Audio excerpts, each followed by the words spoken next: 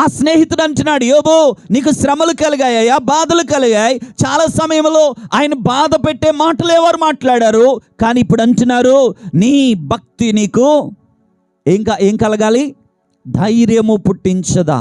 ఈరోజు దేవుని బిడ్డలారా, మనమందరము ఎవరము అంటే దేవుని యొక్క భక్తి మార్గంలో ప్రయాణం చేస్తున్న వారమే, దేవుని కొరకు మనం బ్రతుకుతున్న వారమే, దేవుని చిత్తాన్ని మనం జరిగిస్తున్న వారమే, దేవుని యొక్క అడుగు జాడల్లో మనము ముందుకు సాగుతున్న వారమే. అయితే ఈరోజు మన జీవితాల్లో ఒక్కసారి ఆలోచన చేద్దాం. మనం ధైర్యంగా ఉంటున్నామా, పిరికితనంతో ఉంటున్నామా?